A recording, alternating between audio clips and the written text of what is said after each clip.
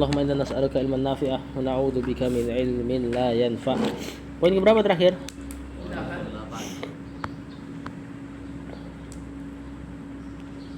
Tidak boleh kenyang ya.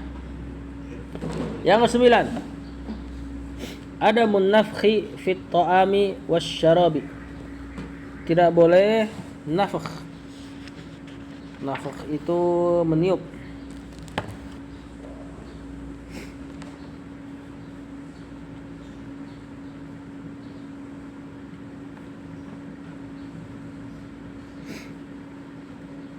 Di sini disyarah bahwasanya makanan yang tidak boleh ditiup adalah yang panas. Ya, kalau dingin nggak usah ditiup memang. Ya. Nah, di sini banyak penjelasan dari para ulama nanti. Kenapa nggak boleh ditiup? Rawal Imam Ahmad bisanadin sahihin an Ibnu Abbas radhiyallahu anhuma qala naha Rasulullah sallallahu alaihi wasallam Rasul melarang. Ini perkataan Ibnu Abbas, bukan perkataan Rasul. Tapi hukumnya dianggap perkataan Rasul sallallahu alaihi wasallam. Ibnu Abbas mengatakan Rasul melarang anin nafhi dari meniup fit ta'am makanan wasyarab dan minuman. Rasul SAW melarang meniup makanan dan minuman. Tentunya yang panas ya. Yang dingin yang nggak ada hajatnya ditiup, ngapain ditiup? Bikin ombak. Nah, terus apa? Kenapa larangan ini? Pertama, kalau secara zahir maka larangannya dari sisi adab. Antum ketika niup kan itu ada hawa di situ. Ya, jigong lah ibaratnya. Ya, apalagi kalau ternyata makanan dan minuman yang bareng. Lebih nggak layak lagi makanan minuman bareng, nampan misalnya. Ya, di nampan makanan masih panas, yang satu niup. Ya, gimana yang lain yang lihatnya? Ya, atau di wadah gelas yang di situ diminum bareng lebih-lebih nggak layak. Ini kalau secara zahir terlihat.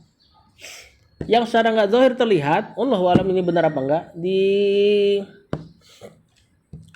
bahwasanya tiupan kita tuh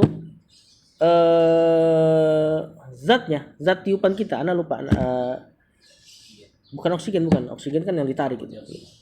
Karbon dioksida ya. CO2 karbon dioksida ya. Yang terjadi napasnya tanaman. Nah, itu kalau ditiup ke makanan atau terlebih minuman yang dingin, dia jadi zat asam. Nanti nggak baik buat lambung. Ini Allahu a'lam benar atau enggak penelitiannya. Kalau seandainya benar, alhamdulillah. Seperti biasa, Islam selalu lurus atau sejalan dengan sains. Ya, bahkan nanti Anda dapati lagi hakikat tentang sains. Baru Anda alami sendiri. Ya, tapi nanti di bab minum. Kalau nggak salah di sini adab minum. Nah, di situ udah hakikat Islamnya yang Anda baru dapati lagi. Nah, biar antum penasaran. Faqad rawat Tirmidzi wa qala Hasan sahih an Abi Sa'id Al-Khudri, dari Abu Sa'id Al-Khudri anna Nabi sallallahu alaihi wasallam bahwasanya Rasulullah sallallahu naha anin nafhi, melarang dari meniup fi syurbi, dalam minum. Faqala rajulun al-qadah, maka ada seseorang mengatakan al-qazatu kotor, ada kotoran gitu loh, makanya ditiup gitu kan. Kemudian aroha fil ina, yang ada kotoran yang aku lihat di wadah. Jadi pas Rasulullah SAW, pas Abu Sa'id mengatakan bahwasanya Rasul melarang meniup makanan, ini orang mengatakan tapi aku melihat ada kotoran di wadah. Maksudnya pengen ditiup biar tersingkirkan. Qala, kata Rasulullah SAW, ahrikha, tumpahin aja. Maksudnya tumpahin aja tuh kotorannya. Qala fa inni la arwa min nafasin wahidin. Kata orang ini, sesungguhnya aku tidaklah puas dengan satu kali teguk. Qala fa abin al-qadha idan anfika. Kalau gitu jauhkan aja itu kotoran dari mulutmu. Intinya jangan ditiup. Jauhin aja, ditiup, ditumpahin. Kalau nggak mau berkurang volumenya, ya diangkat aja, jangan sampai ditiup. Ya, agak ditekankan di sini. Yang ke-10, ada mutarkil luqmatis saqitati. Nah, penting nih. Tidak boleh meninggalkan suapan yang terjatuh. Maksudnya makanan jatuh jangan ditinggalkan. Kecuali udah nggak layak makan, benar-benar nggak layak makan. Misal jatuh ke tanah jatuh ke got, pasir. Nah, ini kan susah tuh. Kalau bisa dibersihin, bersihin.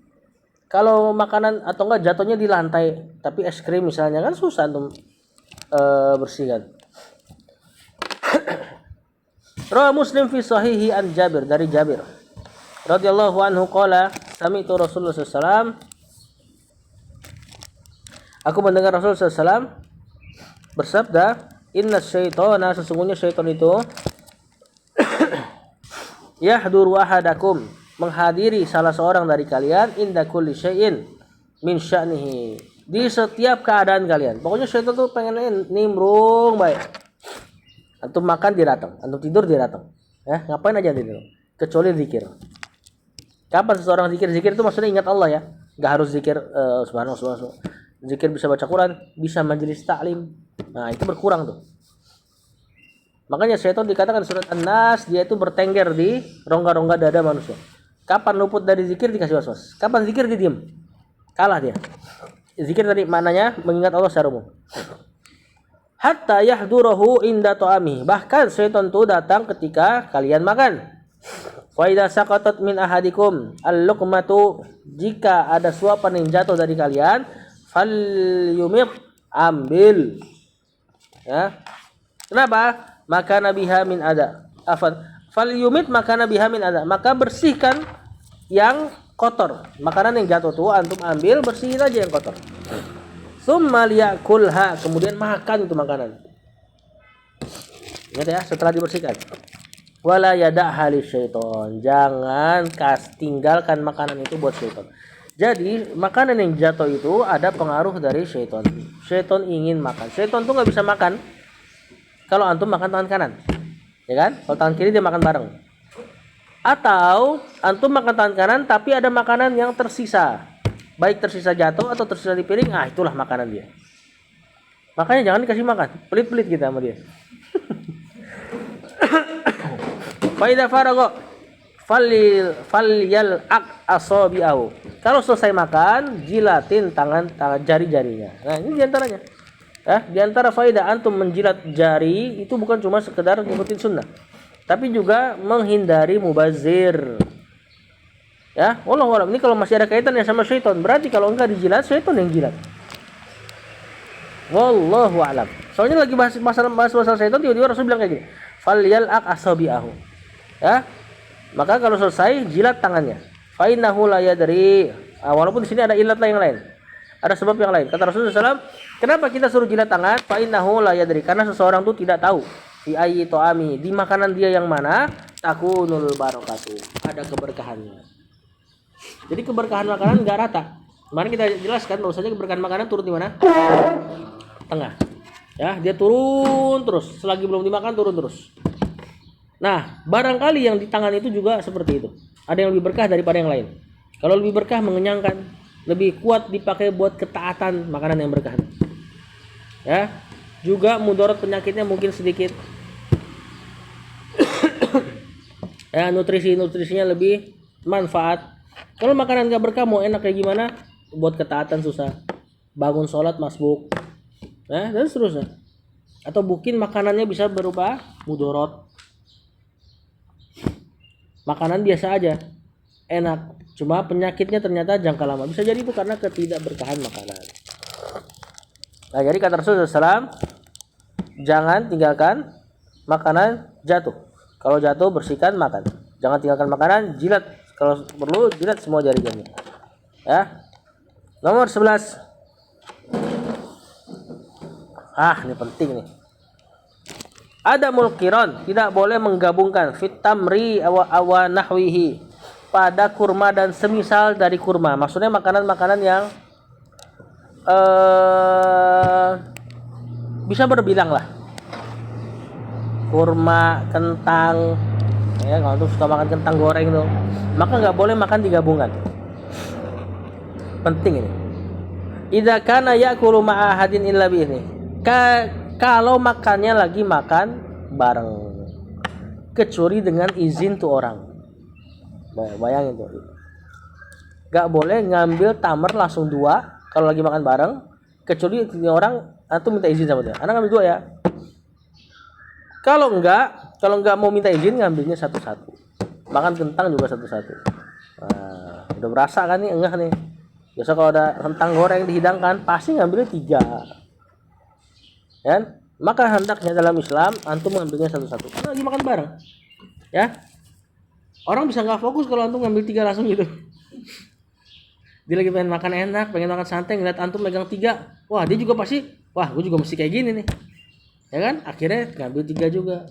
Antum berpikir juga, wah dia udah mulai 3 nih. Gue 4 kali nih. Akhirnya dilawan lagi 5, udah kayak lelang udah tuh. Ya, tahu-tahu habis aja. Wa fi sahihain, dalam 2 sahih Bukhari dan Muslim. Ani bin Umar, dari Ibnu Umar radhiyallahu anhu maqala beliau bersabda, beliau berkata, nahan Nabi sallallahu alaihi wasallam melarang an yukron, untuk digabungkan ar-rajulu bainat tamrayni an yakruna ar-rajulu bainat tamrayni jami'an. Rasul melarang seseorang mengambil kurma 2 biji sekaligus, apalagi 3 ya. Jangan pahamin, oh Rasul kan melarang 3, berarti kalau seraup dapat 10 nggak apa-apa. Ya lebih parah.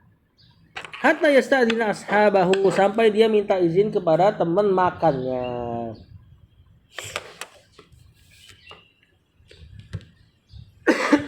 Perhatikan nih, kalau antum nggak boleh ngambil makanan lebih banyak pas lagi makan bareng, ya, berarti nggak boleh lagi ngambil makanan ketika antum jadi tukang piket makanan.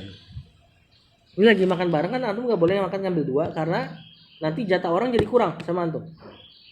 Apalagi kalau lagi piket lagi cuma bagiin nasi sama lauk, dicemilin lauknya dikit-dikit. Ada nggak kayak gitu? Nah itu nggak boleh. Yang kayak gini aja, ini kan antum mengambil makanan di atas jatah antum nih.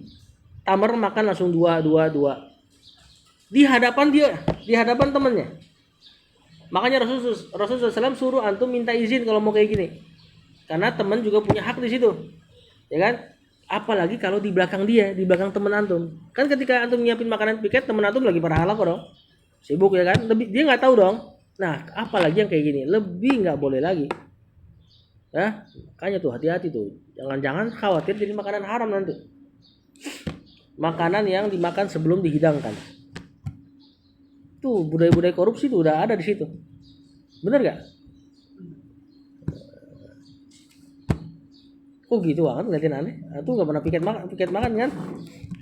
Ya, budaya-budaya korupsi ada di situ. Kan korupsi kan gitu, korupsi. Potek, ya kan? Ada apa dipotek dapat bukan punya hak dia diambil. Nah itu dari situ tuh. Bahkan kita tuh udah darah daging dah masalah begitu tuh. Makanya jangan heran pejabatnya pada korupsi. Santri aja begitu.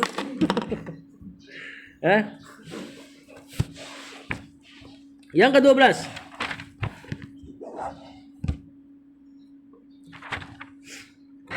Alhamdu ba'da ta'am. Tahmid setelah makan. Fi sunani Abi Daud, dari Sunan Abi Daud bisanadin sahih, dengan sanad yang sahih, an Abi Ayyub Al-Ansari, dari Abu Ayyub Al-Ansari radhiyallahu anhu qala, karena Rasulullah SAW, Rasul dulu idza akala aw syariba, jika dia makan atau minum, setelah makan dan minum ya, beliau mengatakan alhamdulillahilladzi at'ama, segala puji bagi Allah. Ini paling pendek, alhamdulillah, selesai. Kalau mau dipanjangkan banyak, alhamdulillahilladzi, kita renungkan ya apa makna doanya. Segala puji bagi Allah yang at'ama, telah memberi makan, wasaqa, telah memberi minum, wasawwaghahu, telah sawwagho itu memudahkan jalan minuman, waja'ala lahu makhrajan, dan menjadikan bagi dia tempat keluar makanan dan minuman. Ini dalam doa ini. Segala puji bagi Allah yang telah ngasih makan, telah ngasih minum, telah memudahkan jalan makanan dan minuman, dan telah mengeluarkannya, menjadikan bagi dia tempat keluar makanan. Anak tanya sama antum, apa tempat keluar makanan? Ya, dubur. Maksudnya dimudahkan untuk mengeluarkan makanan. Ya, antum tahulah kalau misalnya lagi susah buang air besar kan nggak enak. Nah, itu disyukuri tuh. ketika lagi mudah atau ketika lagi makan langsung disyukuri dulu supaya nanti kalau misalnya seseorang yang bersyukur kan apa balasannya? Wala in syakartum la azidannakum. Kalau kalian bersyukur kami akan tambah. Kalau kalian bersyukur atas nikmatnya keluar makanan, kami akan tambahkan ya ini berupa kemudahan mengeluarkan makanan. Nah, ini perkara-perkara kecil kayak gini kalau antum biasa untuk bersyukur, perkara besar lebih mudah bersyukur. Paham enggak? Nah, kan ini kayak misalnya dalam tanda kutip kita katakanlah ini kan. Ini sehari mungkin sekali 2 kali. Kalau antum bisa sering bersyukur masalah tentunya hal-hal yang lebih besar antum lebih bersyukur lagi dan ada pahala besar dalam syukur itu. Ya, kalau nggak syukur biasanya ya dapat azab. Kalau bersyukur ditambah. Nah, yang mau anda fokuskan bukan lafaz itu. Sebelumnya, wasawwagahu dan memudahkan jalannya. Coba apa yang antum bayangin dari memudahkan jalan makanan dan minum? Apa yang disyukuri dari mudahnya jalan makanan dan minum? Anda minta sedotan dong. Adrin. Hah? Masuk ke lambung. Apa lagi?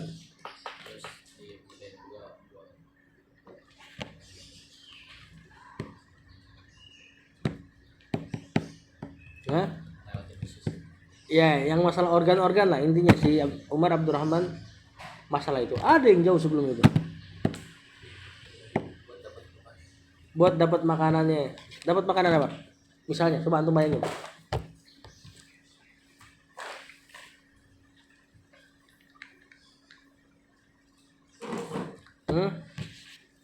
Coba makanan apa deh yang sering antum dapetin dan itu bikin antum bersyukur? Nasi. Benar antum bersyukur sama nasi? Kayaknya jarang-jarang deh. Udah saking seringnya sama nasi yang nggak bersyukur. Biasanya bersyukurnya kalau ketemu pizza. Tapi coba kita kaji nasi. Nasi yang antum dapat dari mana antum dapatnya? Jauh banget langsung. Antum ke petani. Coba alurnya. Itu lebih jauh lagi. Alurnya. Antum dapat nasi itu dari mana? Tentu masak dong. Ya kan? Dari masak beras. Berapa lama masak beras? Seperti itu. Setengah jam kurang lah. Ya kan? Tuh, itu prosesnya tuh. Setengah jam kurang. Terus dari sebelum itu antum ngapain tuh? Nyuci beras. Sebelum nyuci beras, itu beras gimana caranya ada di rumah antum? Beli dari toko, ya kan? Warung. Dari warung dari mana tuh dia dapat? Dari petani. Enggak, dari distributor dulu lah. Ya, pengepul. Dia yang bawain bertruk-truk tuh. Kemudian karungnya dijahit dengan rapi. Biar nggak ada ikan lagi. Semut masuk, masih ikan masuk situ ya. Biar nggak ada semut masuk. Ya kan? Terus dari situ sebelum itu diproduksi. Bahkan beras itu kan awalnya bukan beras itu. Dari padi, kemudian dicacah gitu ya. Di apa itu bahasanya tuh. Nah, bahkan kita nggak ngerti loh bahasanya tuh. Kita taunya makan doang. Udah gitu dibuang lagi. Subhanallah. Udah gitu makanan dibuang lagi. Antum lihat betapa mudahnya Allah jadikan itu makanan. Padahal kalau mau direnungi itu rumit loh perjalanannya. Rumit banget perjalanannya. Bahkan terkadang Allah kasih seseorang makan, sebenarnya orang itu nggak berhak untuk makan. Tapi Allah mudahin aja tuh jalannya.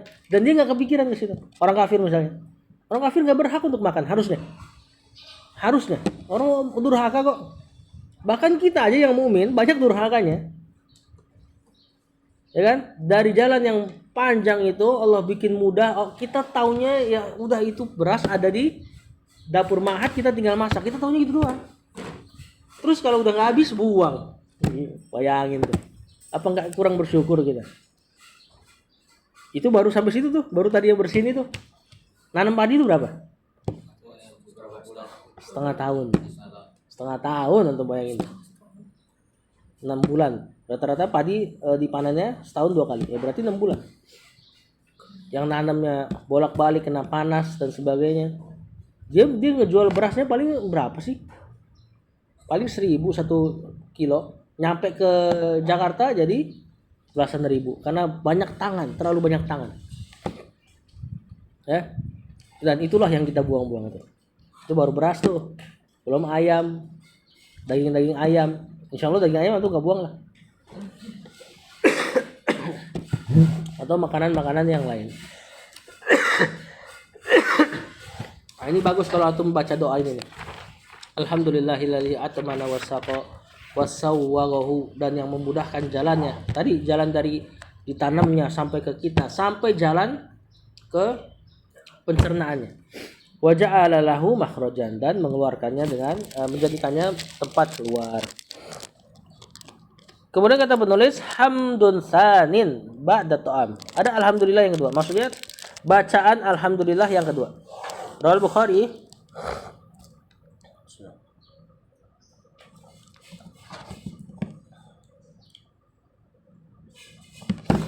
fi sahihihi an Abi Umamah radhiyallahu anhu anna Nabi sallallahu alaihi wasallam kana idza rafa'a ma'idatahu, Rasul sallallahu alaihi wasallam jika telah mengangkat hidangannya, maksudnya Rasul selesai makan, qala alhamdulillahi katsiran thayyiban mubarakan fi, segala puji bagi Allah dengan pujian yang banyak, thayyiban bagus, maksudnya adalah Allah dengan pujian yang khalis, ikhlas, mubarakan yakni berberkah, fihi padanya, yang berkah padanya, ghairu mukafiyin, ghairu makfiyin, yakni tidak cukup kita memuji Allah, wala muwadda'in, ay la matruk, maknanya apa nih, wala mustaghnan anhu, dan kita juga tidak pernah cukup, sama maknanya. Rabbana, wahai Rabb kami. Gimana makna doa ini? Alhamdulillahi katsiran thayyiban mubarakan fihi ghairu makfiyin min al-kifayati ay ghairu man. Oh, maksudnya pujian yang tiada henti. Ghairu makfiyin. Ya, jadi segala puji bagi Allah dengan pujian yang banyak, dengan pujian yang thayyib, dengan pujian yang bagus, maksudnya ikhlas dan berkah, yang berkahnya itu tiada henti, wala muwaddain, tidaklah ditinggalkan, wala mustaghnan, dan enggak cukup kita doa, kita memuji Allah, Rabbana, wahai Rabb kami. Kemudian hamdun salisun, alhamdulillahi yang ketiga, ba'da ta'am, setelah makan, tahmid yang ketiga. Rawal Imam Ahmad bisanadin hasan an Abdurrahman bin Jubair annahu haddatsahu rajulun khadama Rasulullah sallallahu alaihi wasallam, bahwasanya ada seseorang yang berkhidmat kepada Rasulullah SAW menceritakannya, sama di sini annahu sama di sini. Beliau berkhidmat kepada Rasul 8 tahun, jadi pembantunya Rasulullah SAW. Ana usamian Nabi SAW, bahwasanya dia mendengar Nabi SAW berkata, idza qurriba ilaihi ta'amuhu, jika didekatkan makanan, yaqulu, maka Rasul mengatakan bismillah. Wa idza faragha min ta'amihi, jika selesai makan, beliau mengatakan Allahumma at'amta, ya Allah, engkau telah memberi makan, wa asqaita, engkau telah memberi minum, wa agnaita, engkau telah mencukupkan, wa aqnaita di sini maknanya adalah dan engkau telah meridhoi, wa hadaita, engkau telah memberi petunjuk hak, petunjuk yang benar, wa ahyaita, dan engkau telah menghidupkan, falakal hamdu, maka segala pujilah hanya untukmu, ala ma a'taita, atas apa-apa yang kau berikan. Ya, berarti doanya Allahumma at'amta wa asqaita wa agnaita wa aqnaita wa hadaita wa ahyaita, falakal hamdu ala ma a'taita. Tak semua belakangnya. Banyak ini, cuma yang paling penting tadi alhamdulillah. Kalau antum baca yang bagus tuh maknanya tadi tuh. Yang pertama, ini riwayat-riwayat sahih. Lebih bagus lagi kalau punya kitabnya antum bisa hafalkan satu-satu doanya di gonta-ganti. Doa yang digonta-ganti lebih kuat tadabburnya. Daripada kalau misalnya antum cuma bilang bismillah, alhamdulillah, jadi rutinitas biasa. Kalau jadi rutinitas biasa, biasanya tadabburnya udah mulai berkurang. Seperti Al-Fatihah. Antum udah saking bosannya sama Al-Fatihah, biasa kalau baca Al-Fatihah mikirnya udah kemana-mana. Bener gak? Pas lagi sholat mikirnya udah bukan Al-Fatihah, mikirin ini, mikirin itu, mikirin makan siang dan sebagainya. Itu karena sudah terlalu jadi rutinitas. Kalau digonta-ganti cuma Al-Fatihah nggak boleh diganti kan? Maksudnya zikir-zikir lain. Kalau lah diganti dia lebih kuat tadabburnya. Karena itu mendatangkan lafaz baru. Akhirnya lebih merenungkan maknanya. Yang terakhir, alhamdu ba'da ta'am min asbabi ridallah anil abdi. Penjelasan tambahan ini ya, bukan poin setelahnya. Ini masih tentang tahmid setelah makan. Mengucapkan tahmid setelah makan min asbabi ridallahi anil abdi. Di antara sebab keridhaan Allah atas hamba. Rawa Muslim fi sahihi an Anas bin Malik. Dari Anas bin Malik radhiyallahu anhu anna Nabi sallallahu alaihi wasallam qala innallaha la yarda. Sungguh Allah benar-benar ridho anil abdi dari seorang hamba an yakulal aklata kalau dia makan satu kali makan fayahmadahu alaiha lalu dia memuji Allah. Au yasraba syarbata atau dia minum satu kali minum, maksudnya satu kali teguk juga bisa. Fayahmadahu alaiha kemudian dia memuji Allah atas minuman tersebut. Antum bayangkan coba ya, Allah yang kasih makan, kalau Allah bersyukur Allah ridho. Kalau Allah ridho udah selesai. Kalau Allah udah ridho sama hamba, maksudnya turun keridhoan, maka apa? Masuk surga. Itulah yang Allah katakan pada para sahabat radhiyallahu anhum wa radu'an. Allah ridho sama mereka, mereka pun ridho atas balasan yang Allah kasih. Ini ridho yang kita cari loh, gitu loh. Jadi pahala yang antum cari, di antara pahala-pahala itu pun ada yang Allah nggak ridhoin, ada yang Allah nggak turunkan rahmat di situ. Kalau cuma ngomongin pahala, ya, maka betapa banyak pahala antum nggak cukup buat bayar nikmat mata, nikmat telinga. Itu kan nggak gratis sebenarnya. Cuman ya antum dapat, alhamdulillah. Sebagian orang nggak dapat itu, ya kan? Nikmat telinga nggak dapat dari lahir, akhirnya nggak bisa ngomong juga. Nikmat baju, ya antum taunya dibeliin bapak antum. Ya sebagian orang nggak dapat itu, bajunya itu aja sambil dorong gerobak. Antum nggak seperti itu, benar nggak? Ya kan?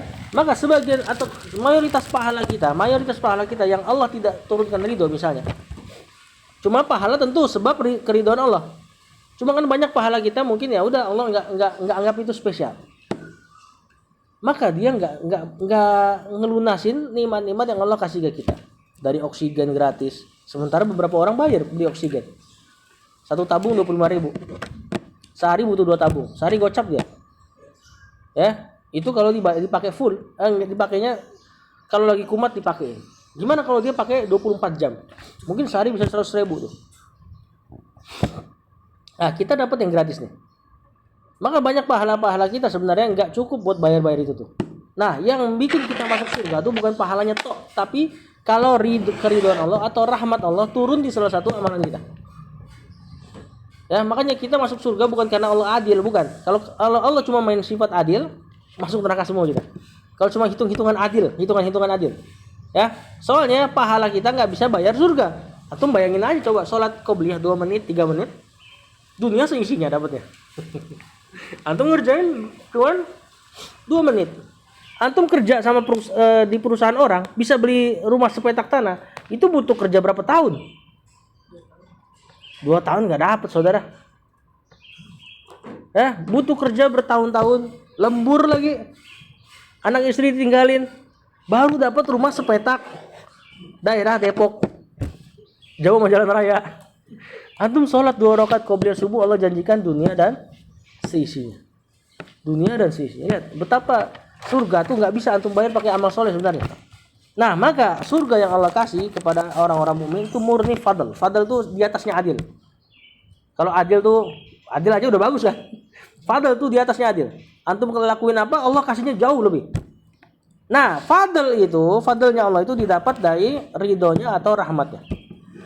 Dan salah satu sebab ridhonya makan. Bayangin, antum udah makannya antum yang dikasih. Ini yang kayak gini hendaknya bikin kita makin cinta sama Allah. Perkara-perkara kayak gini. Makannya udah dikasih, minumnya udah dikasih, ya. Nggak pusing lagi proses.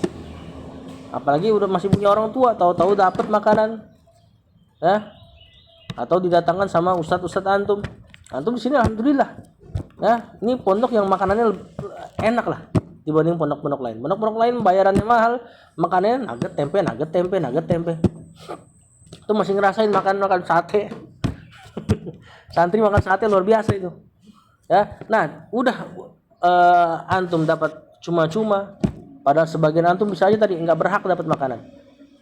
Nah, kemudian kalau antum syukurin apa yang Allah kasih itu di antara sebab turunnya ridho. Oh, gampang banget masuk surga sebenarnya. Makanya benar kata Rasulullah SAW, ya, seluruh umatnya tuh masuk surga. Illa man aba, kecuali yang enggan, kecuali yang memang nggak mau. Keriduan gampang turun. Bahkan ada riwayat seseorang masuk surga cuma gara-gara nyingkirin gangguan di jalan. Jadi dia suatu hari ngeliat gangguan dan dia tiba-tiba tergerak, nggak mau kaum muslimin kena gangguan juga. Dia singkirin gangguan itu. Ya entah itu duri, entah apa. Allah turunin rahmatnya di situ. Bayangin. Padahal bisa jadi itu orang punya sholat, itu orang punya amalan lain. Tapi turunnya rahmat Allah dari situ. Pelacur yang masuk surga, turunnya rahmat Allah gara-gara ngasih minum anjing yang kehausan. Karena keikhlasannya ya. Karena tuh anjing nggak bisa balas budi, ya kan? Pasti kan gitu kan? Makanya besar pahalanya di situ. Nah, maksudnya ada hal-hal yang nggak kepikiran itu jadi turunnya keridhaan Allah, dan kalau sudah dapat ridhonya Allah udah selesai. Tinggal nunggu mati ibaratnya gitu loh. Ya, nah sama sebagaimana ini nih. Perkara udah Allah yang kasih, Allah yang mudahkan jalannya ke surga. Dosa-dosa cuma dikali 1, kebaikan dikali 10 sampai 700. Antum udah hafal hadisnya. Sakit jadi penggugur dosa. Dosa kalau istighfar jadi pahala, antum bayangin. Kayaknya nggak ada peluang untuk masuk neraka kecuali memang benar-benar pembangkang. Harusnya gitu. Al-Qur'an 1 huruf 10 pahala. Makanya jangan pilih nongkrong di kafe. Beramal soleh, saudara. Banyak amal-amal soleh yang benar-benar nguntungin kita. Ya.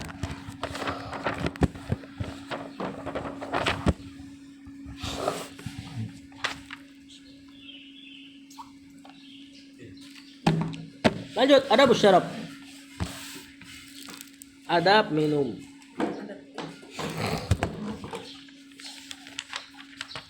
Ini bisa adab minum apa nih? Mungkin ini adab terakhir ini.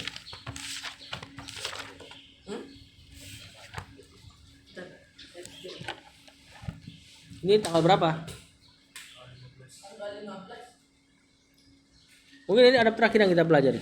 Poin ini. Adab minum. Yang pertama tasmiyah fi awalihi. Enggak sama lah. Bismillah di awal minum. Fa fi sayan an Umar bin Abi Salamah radhiyallahu anhu qala kuntu gulaman, dulu aku masih kecil, fi hajri Rasulullah SAW, dalam naungan Rasulullah SAW. Sama ini.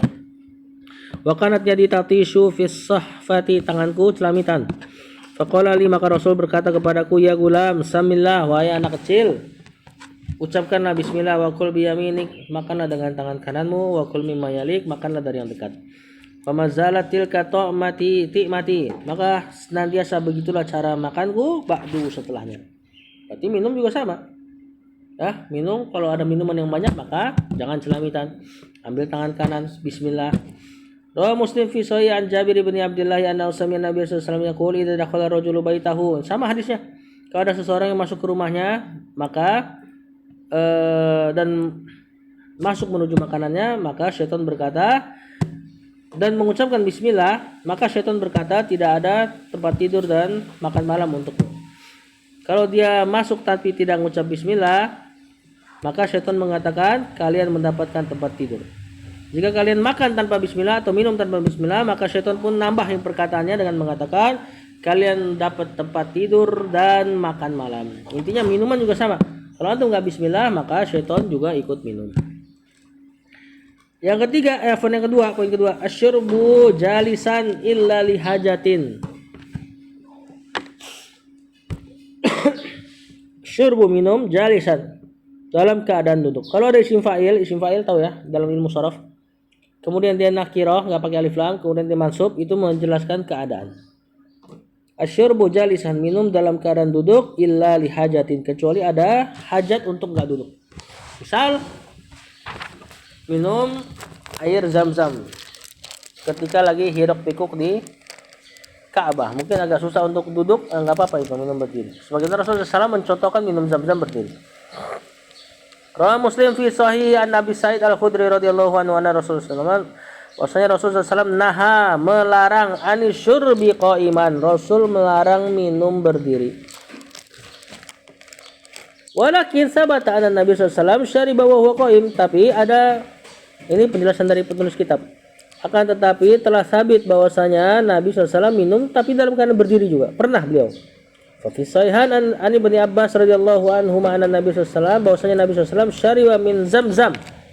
Rasul minum air Zamzam min dalwin, dari sebuah wadah, minha, darinya, wa huwa qaimun, dalam keadaan beliau berdiri. Berarti larangan minum berdiri hukumnya makruh. Yang ketiga, asyurbu bil yamin, minum dengan tangan kanan. Faqad rawa Abu Daud bi sanadin hasan an Harisah bin Wahb bin al-Khuzai qala haddatsani Hafsah menceritakan kepadaku, zaujun Nabi, istri Nabi SAW. Anna Nabi SAW, bahwasanya Nabi SAW kana yaj'alu yaminahu li ta'ami. Rasul menjadikan tangan kanannya untuk makan, wasyarabi, minum, wasiyabi, pakai baju, maksudnya lubang kanan didahulukan. Wa yaj'alu shimalahu lima siwa dzalik, dan menjadikan tangan kirinya untuk selain hal-hal yang baik. Misalnya untuk cebok, untuk buang ingus dan sebagainya. Yang keempat, ada mutanafus fil ina, tidak boleh bernafas di gelas. Tadi nggak boleh niup, paham ya? Ini tidak boleh tanafus dari hidung. Tidak boleh bernafas di dalam gelas, afwan. Makanya sekali teguk lepas, minum lagi, teguk, lepas lagi gelasnya. Jangan tempelin di mulut, bernafas di dalam gelas. Fi sahihain an Abi Qatadah radhiyallahu anhu qala Rasulullah sallallahu, Rasul bersabda, "Idza syariba ahadukum, jika salah seorang dari kalian minum, fala yatanafas, maka jangan bernafas fil ina, di dalam gelas. Wa idza ata al-khala, jika salah seorang dari kalian mendatangi kamar WC, fala yamassa dzakarahu bi yaminih, maka jangan menyentuh zakarnya dengan tangan kanan. Wala yatamassah bi yaminih,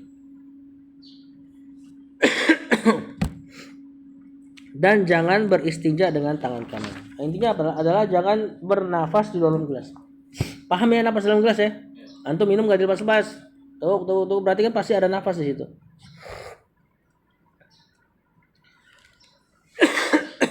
Jam berapa azan? Hah?